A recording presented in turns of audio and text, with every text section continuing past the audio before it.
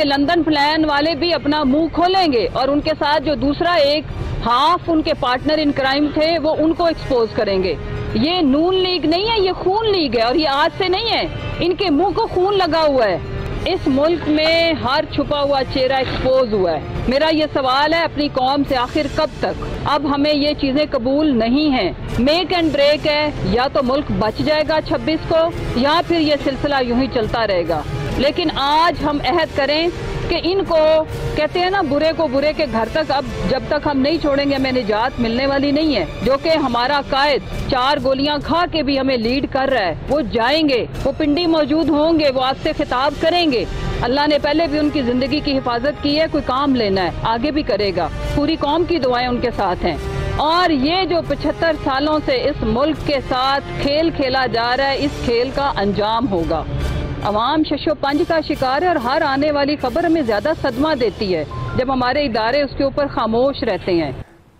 बिस्मिल्लाहिर्रहमानिर्रहीम, अस्सलाम वालेकुम। आप देख रहे हैं प्रोग्राम एक्सपर्ट्स, मैं हूं दुआ जमील। नाज़रीन, नवंबर का आखिरी हफ्ता अगले 7 दिन इंतहाई अहमियत इख्तियार कर गए हैं और इस्लामाबाद से लंदन तक सियासी हलचल दिखाई दे रही है। जगह 29 नवंबर को नए आर्मी चीफ की तैनाती होनी है। हुकूमत मुतहरिक नजर आ रही है, सलाह मशवरे जारी हैं, मेल मुलाकातों का सिलसिला भी उरूज पर है। प्राइम मिनिस्टर शहबाज शरीफ ने कोरोना से सेहतयाबी के बाद दोबारा काम शुरू कर दिया है।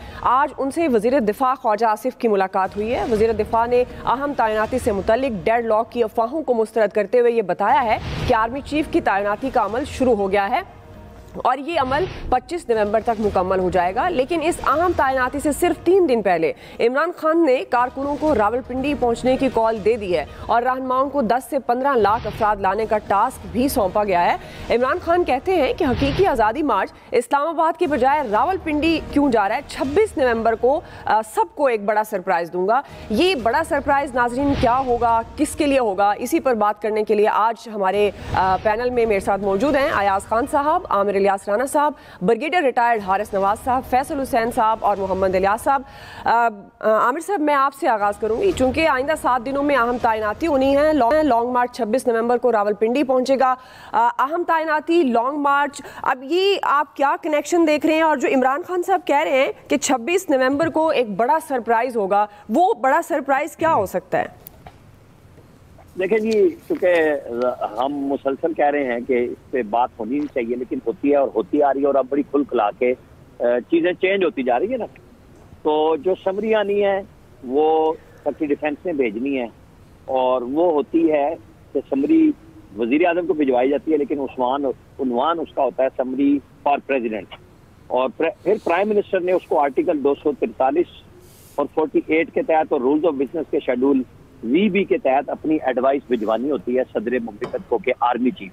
अच्छा, अब इसमें समझने की बात यह है कि प्राइम मिनिस्टर ने पहले 2 लोगों को 4 स्टार जनरल पे प्रमोशन दी और वो प्राइम मिनिस्टर का प्रोगेटिव है। और फिर आगे सवाबदीदी इख्तियार है कि वो एडवाइस करते हैं कि मैं इसको chairman joint chief of staff के लिए रिकमेंड करता हूँ और दूसरे को आर्मी चीफ के लिए। और नॉर्मली ये तकरीरियाँ लास्ट टाइम जब हुई तो वो 26 नवंबर को हुई जब जनरल बाजवा की पहली अपॉइंटमेंट हुई, और एक्सटेंशन जो की थी वो 19 अगस्त को इमरान खान साहब ने की जी। और फिर नवंबर में वो चैलेंज हुई, फिर सुप्रीम कोर्ट में गया। अच्छा, अब आप इशू समझ लें कि 27 नवंबर को इस वक्त पाकिस्तान आर्मी के जो सीनियर मोस्ट लेफ्टिनेंट जनरल हैं सैयद आसिम मुनीर, उनकी रिटायरमेंट का डे है और उसी दिन chairman joint chief of staff की रिटायरमेंट का डे है। अच्छा, टेक्निकली जो समरी मूव होती है, और मैं आपको बता दूं कि लास्ट समरी जो मूव हुई थी अक्टूबर 2016 में जनरल राहिल शरीफ, जिसमें मतलब जनरल राहिल शरीफ मौजूद थे और जनरल बाजवा की अपॉइंटमेंट 26 नवंबर को हुई थी। तो तकरीबन 1-1.5 माह पहले समरी आई थी, लेकिन उसका कोई जिक्र नहीं था और 26 नवंबर को अनाउंसमेंट हुई। इस दफा टेक्निकल इशू ये है, और पहले भी ये होता है कि जब समरी जाती है उसमें लिखा जाएगा कि 29 नवंबर को ये जो 3 स्टार जनरल हैं ये एलिजिबल हैं for the post of chief of army staff, lieutenant general के लिए। और 27 नवंबर चूंकि इस दफा मौजूद है डेट चेयरमैन ज्वाइंट चीफ के लिए, तो उस दिन मौजूद होंगे सैयद आसिम मुनीर और उनका नाम टेक्निकली आर्मी चीफ की लिस्ट में मौजूद नहीं होगा। वो बन सकते हैं आर्मी चीफ अगर प्राइम मिनिस्टर उनको 26 तारीख को 4 स्टार के दर्जे पे तरक्की दे दें और वो ये कह दें कि मैं इनको तरक्की दे रहा हूँ और साथ ही 29 नवंबर को इनको एडवाइस कर रहा हूँ प्राइम मिनिस्टर को कि इनको आर्मी चीफ बना दें, या इनको 27 को chairman ji joint chief of staff बना दें। अब अगर आसिम मुनीर साहब हटते हैं तो फिर जनरल साहिर शमशाद साहब हैं, जनरल अजहर अब्बास हैं, फिर जनरल अदनान है, फिर जनरल फैज हैं और जनरल आमिर हैं। क्योंकि फिर 5 लोग अगर डोजियर में आते हैं, समरी के साथ ही डोजियर आता है, तो 5वें में उस दिन 29 नवंबर को 5वें होंगे जनरल आमिर, जो उनमें से फिर प्राइम मिनिस्टर ने 2 लोग लगा देने हैं। ये है टोटल तरीकाकार। अब हम इस पर जितनी मर्जी बहस कर लें, ये कानूनी तकनीकी इख्तियारात का मसला है और बाकी हमारी जंग है जो हम कर लें। जी ब्रिगेडियर साहब, अब अहम तैनाती भी है, लॉन्ग मार्च और रावलपिंडी इमरान खान साहब खुद भी पहुंच रहे हैं 26 को। अभी शामिल कुरैशी साहब कह रहे थे कि 25 को वहां इमरान खान साहब होंगे और 26 को लोग पहुंचे ज़्यादा तादाद में।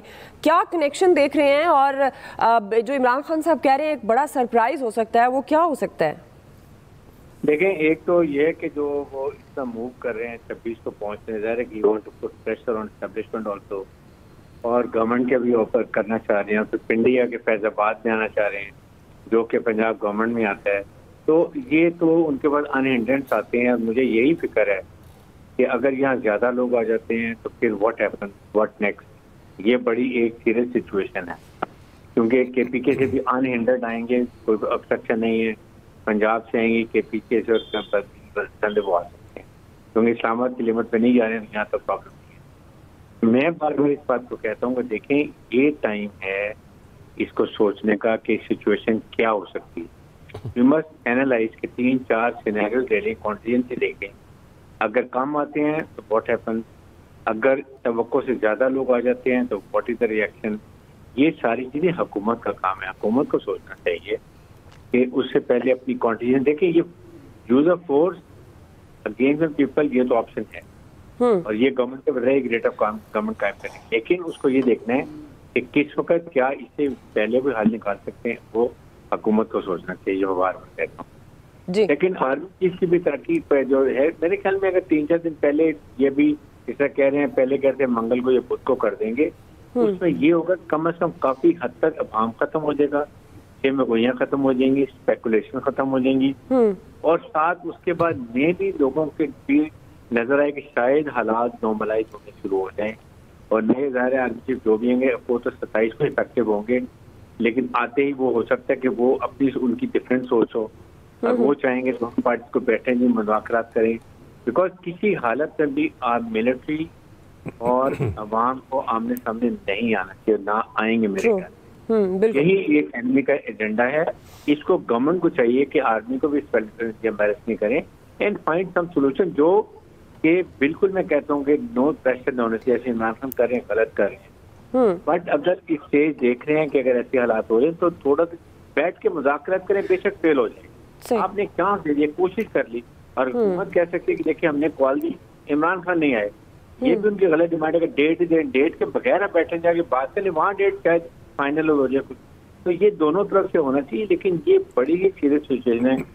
इसको गवर्नमेंट को भी और इमरान खान को भी ये सोचना चाहिए, खुदा न खासा कल और कोई हालात खराब हो, कोई और अल्लाह न करे किसी को जान नुकसान हो जाए, तो what will happen, can be afford political instability और उससे इकोनॉमी का क्या होता है पहले, तो ये सारी चीजें सोचने की। जी आया साहब, जिस तरह ब्रिगेड साहब कह रहे हैं और जिस दिन से लॉन्ग मार्च का आगाज़ हुआ उसी दिन से हम भी बात कर रहे हैं कि गवर्नमेंट को अगर पहल कर देनी चाहिए, मुज़ाकरात की तरफ बढ़ना चाहिए, लेकिन दोनों तरफ से इस मामले में अनफॉर्चुनेटली किसी ने लचक नहीं दिखाई। अब जो सूरत हाल है, क्या कनेक्शन देख रहे हैं आप लॉन्ग मार्च, अहम तैनाती और रावलपिंडी का जो इमरान खान साहब कह रहे हैं, और सरप्राइज़ क्या हो सकता है? नहीं, वो ताल्लुक तो मुझे नज़र आ रहा है, वो किसी को नज़र आए या ना आए, मुझे तो कम अज़ कम उसमें नज़र आ रहा है ताल्लुक। देखिए, बात ये होती है कि हमारी पॉलिटिकल गवर्नमेंट्स जो होती हैं ये कहीं ना कुछ कॉम्प्रोमाइज़ करके आती हैं हमेशा। ज़ाहिर है कुछ वादे वईद भी होते होंगे और उसके बाद फिर जब इक़्तिदार और इख्तियार आ जाता है, फिर वो कहते हैं कि जी ऐसी की तैसी, कि अब चूँकि हमारा इख्तियार है, हमारा इक़्तिदार है, फ़ैसला हमने ही करना है। मतलब बड़ी नॉर्मल रूटीन की बात है ना। मतलब जितने भी इस वक्त जो एलिजिबल हैं आर्मी चीफ बनने के लिए, मुझे बताएं ना उनमें क्या कमी है, आप क्यों ढूंढ रहे हैं ऐसा बंदा कि जी वो हमारे शायद हक में होगा। ये पॉसिबल है कि आप समझ रहे हो कि जी ए को हम करते हैं अपॉइंट क्योंकि वो ए को हम समझते हैं कि वो हमारा साथ ज़्यादा देगा और शायद लीनिंग है, कुछ जो भी मतलब आपके बैक ऑफ माइंड हो, आप उनको कर देते हैं नॉमिनेट, चलें। अब मेरा सवाल ये है कि जब वो आर्मी चीफ बन जाएगा तो उसके बाद क्या वो अगर उस पर ये ऑलरेडी हो किसी पे भी अगर के जी वो किसी की तरफ लीनिंग है या वो दूसरी पार्टी को पसंद नहीं करता, तो वो क्या कोशिश करेगा?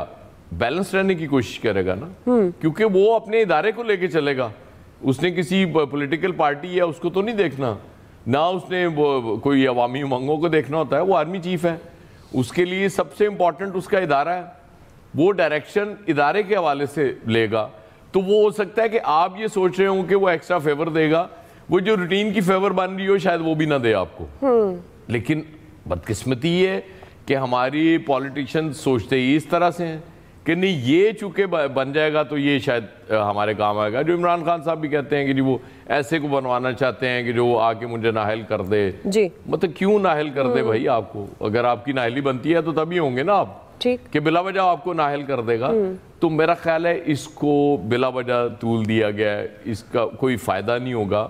और वो बाकी आप प्रोसेस सारा आमिर आपको बता चुके हैं जी जी। कि गवर्नमेंट का इख्तियार है, वो सुबह किसी को 4 स्टार जनरल पे कर दे कि जी आज से ये 4 स्टार जनरल है, और वो उसका राइट है गवर्नमेंट का तरक्की दे के, और उसके बाद वो कहें जी कि 29 या 30 तारीख को वो ये चार्ज संभाल लेंगे बतौर आर्मी चीफ। वो तो आप गवर्नमेंट को नहीं रोक सकते बिल्कुल। लेकिन मेरे ख्याल में ये सबके लिए मैं कह रहा हूँ कि खुदा के लिए कोई वाइज डिसीजन कर लें। आप मतलब पिंडी लॉन्ग मार्च तो कर लें, लेकिन पिंडी की तरफ देखना तो छोड़ दें, आपस में बैठ जाएं, चीजें तय कर लें कि भाई हमने इस मुल्क को अगर आपने चलाना है जी जी, तो फिर आप ही वो उसकी इनिशिएटिव ले ना, ठीक है, आप अपने हाथ में लें चीजें कि जी नहीं हम चलाएंगे इस मुल्क को, और बस इसके बाद फिर वो चूंकि कह रहे हैं कि हम तो गैर सियासी हैं, तो हम सियासत में मुदाखलत नहीं करना चाहते, तो उनको क्यों बुला रहे हैं आप? ना बुलाएं, ठीक, खुद बैठ के चीजें डिसाइड कर लें, ज्यादा बेहतर हो। ठीक जी, फैसल साहब। देखिए, ये जो आपने अपने सवाल का आगाज़ किया कि बहुत अहम पोस्टिंग होने वाली है, तो ये अहम पोस्टिंग पाकिस्तान की तारीख में पहली दफ़ा होने वाली है क्या? क़याम पाकिस्तान के बाद पहली दफ़ा कोई जो है वो आर्मी चीफ बनने जा रहा है। 70 सालों में इससे पहले आर्मी चीफ नहीं बने क्या? इससे पहले जो आर्मी चीफ बने उसमें इसी तरह की हमने और आपने बैठ के टीवी पे डिबेट की, शहर लेकिन माहौल ऐसा बना दिया गया है, ऐसा चाय का होटल, कोई ऐसा किसने बना दिया ऐसा माहौल? सियासतदानों किसको देंगी? जी जी, सियासतदानों को जाहिर है, आप आम आदमी ने तो नहीं बनाया के साथ कि वो कह रहे हैं कि हुकूमत को कुछ करना चाहिए। सियासतदानों ने नहीं बनाया, सच बोलना होगा, मैं इमरान खान ने बनाया। इमरान खान का बयानिया एक बदमस्त हाथी की तरह जो है वो पाकिस्तान के इदारों पे जो है वो हमलावर हो चुका है। इमरान खान के बयानिए ने इस मुल्क में एक सियासी जमूत जो है वो कायम कर दिया। आपकी माशी कारोबारी सारी सरगर्मियां जो है ना इस वक्त उज़्वे मौतिल जो है वो बन चुकी हैं सबकी, हर इंसान की, जिसका कोई लेना देना भी नहीं है, वो भी इस बहस में लगा हुआ है कि आर्मी चीफ कौन आएगा और आर्मी चीफ आके जो है वो क्या करेगा। आपने पूरे मुल्क का जो है पहिया बिठा दिया। ये इस एजेंडे का बेनिफिशरी कौन हो रहा है? कोई सोच रहा है? ये सियासतदान कितने बेरहम लोग हैं, ये कितने सफाक लोग हैं, ये अपनी जात की मफाद के लिए ये मुल्क की भी ऐसी तैसी कर देते हैं। इनको रहम नहीं आता कि इनके आज का जो अमल है, इनके आज का जो रवैया है, इनके आज का जो बयानिया है, उसकी कीमत नस्लें भी जो है वो अदा करेंगी। इमरान खान को आर्मी चीफ कैसा चाहिए? इमरान खान सारी जिंदगी जो शख्स जिसकी सियासत जो है वो कठपुतली रहा लोगों की, आज वो चाहता है कि एस्टेब्लिशमेंट उसकी कठपुतली बन जाए, जिसकी पूरी सियासत जो है वो सिर्फ कठपुतली बन के जो है वो गुजरी हो। इमरान खान को आर्मी चीफ ऐसा चाहिए कि जिस आर्मी चीफ की रिपोर्टिंग लाइन जो है वो आइन की किताब ना हो, उसकी रिपोर्टिंग लाइन इमरान खान की जात हो। ये आर्मी चीफ इमरान खान को ऐसा चाहिए। इमरान खान का मिजाज बन चुका है, उनका ये जहन तस्लीम करने को तैयार नहीं है। क्यों? उन्होंने 3.5 साल का जो पीरियड गुजारा, जिस तरह उनके नाज नखरे उठाए गए, जिस तरह उनके कहने पे जो है हुकूमत को चलाया गया, अपोजिशन को जिस तरह हैंडल किया गया, जिस तरह उनके एहतियातियों को हैंडल किया गया, जिस तरह उनके लिए इलेक्शन की मैनेजमेंट की गई, जिस तरह सेनेट कौमी असम्बली के इजलासों में कानून साजी में जो उनके लिए किया, अब इमरान खान का ये जहन ही नहीं मानता। ये जहनी तस्लीम नहीं करता कि वो इस्टेब्लिशमेंट की मर्जी से, इस्टेब्लिशमेंट के साथ के बगैर जो है वो एक कदम भी आगे बढ़ चुके हैं। लेकिन इमरान खान हुकूमत बनने के बाद उन्होंने जितने भी जो है मौक़िफ़ इख्तियार किए, जितने भी हर मौक़िफ़ में उनको जो है ना शिकस्त हुई है। वो एक शिकस्त खोरदा लीडर के तौर पर इस पर खड़े हुए, लेकिन उनकी जो जिद है वो जिद जो है वो खत्म नहीं हो रही। और जिद की कीमत जो है वो मैं भी अदा कर रहा हूँ, आप भी अदा कर रही है, पूरा मुल्क अदा कर रहा है। ये नहीं होना चाहिए जो कुछ हो रहा है पाकिस्तान के साथ, ये अच्छा नहीं हो रहा। सही जी। इलियास साहब, क्या सरप्राइज दे सकते हैं इमरान खान? इमरान खान सब सरप्राइज यही देंगे कि हेलीकॉप्टर पर जाएंगे उधर और उधर जाके फिर शिरकत करेंगे। ये भी कर सकते हैं कि फैज़ाबाद में धरना दे दें, और जब तक उनके मुतालबात जो अर्ली इलेक्शन का वो पूरा नहीं होता तो उस वक्त तक वो धरना जारी रखेंगे। इसके लिए गवर्नमेंट को टफ टाइम देने के लिए वो मुख्तलिफ हरबे इस्तेमाल कर रहे हैं। अगरचे वो कह रहे हैं कि नहीं, उनको आर्मी चीफ की तैनाती से कुछ ऐसा नहीं है जो भी आ जाए उनके लिए, लेकिन वो कोई ना कोई हरबा ज़रूर साथ में रखते हैं ताकि गवर्नमेंट को भी टफ टाइम मिलता रहे। और जो 26 को वो इसीलिए जा रहे हैं ताकि अहम तैनाती है, ताकि वो अपना प्रेशर क्रिएट कर सकें। इसमें वो उनको ये सोचना चाहिए, बिल्कुल सबको सियासी जमातों को सोचना चाहिए इस मसले पर।